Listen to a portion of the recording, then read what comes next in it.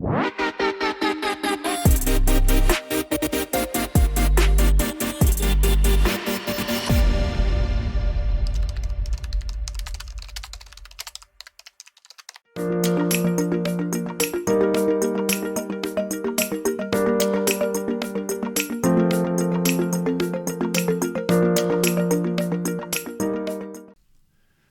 and welcome back to another macro video, and in this macro video we are going to be talking about the SC underscore date. Yes, you heard that right. That is SC underscore date. So this is today's macro, and that is what we are looking at.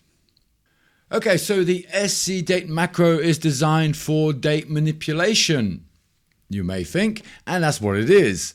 Specifically to calculate or increment or increase or decrement, however you pronounce that one. So I always say decrease. Okay, so either to increase, decrease, or even to calculate dates. It is in fact a super powerful macro that we have available to us. And with it, we can calculate expiration dates, scheduling reminders maybe, or even just adjusting dates based on the user input or the form or the application that you are using. Now, the SC date does of course also provide us with some parameters. Okay, so it doesn't just come up with SC underscore date. We have some specific parameters in here that we can place. Okay, so let's start off here. We have here our date. So we have here date, and then we have here format,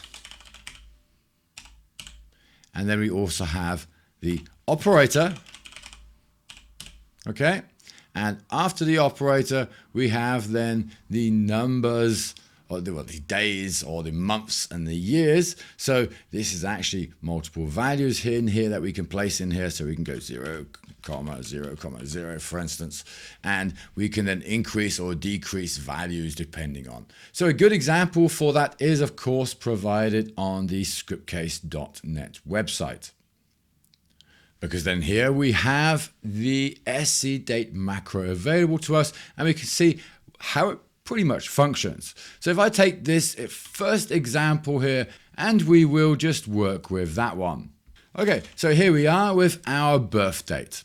And of course, maybe we would possibly want to adjust this depending on the field. Maybe we don't have a birth date, or maybe not. And now in this case, of course, you see I'm using a blank application, and this is a field variable. So I want to actually attach something to this field variable, give it something, because otherwise I will have an error, and I will finish it up like so. So what I'm looking for first of all is of course the date. So I'll say the 1st of February, and then 2024. Okay, yes, we're in 2024 already. Okay, so of course I need to view the birth date after it has made this adjustment. So what I'm going to do then is I'm going to echo here my field birth date and close that up like so. And of course, make sure we have birth date spelt correctly, and we can go ahead and run our application. And there we have it. The birth date has now increased. Now, how cool is that? So we are now advanced. We can make adjustments to dates. So pretty simple really. And of course, with this option here, or operator, or value, or parameter, because it's a parameter, right? So with this parameter here, we can then adjust how many days by which we want to increase this. And here we have increased our birth date by 30 days. And I could increase also by months and also years. Okay, so with that, we can also apply other options. We have a few other options there, so I'm going to apply another option in here. And that would then be, for instance, here our birth date. So let me change here our birth date for the SC date. And in this case, what we're doing is we are removing or subtracting 2 years, 3 months, and 15 days from the birth date. So let's go ahead and run that this time. And then if I go ahead, there we are. now with a completely new date as well as a different format. Notice that the format was also changed for the date because here the format was different from previous. So let me just copy that from previous, and there we have the previous value, and there of course, just like that, you can see that we have quite a difference here. So here of course we are applying 30 days to our date.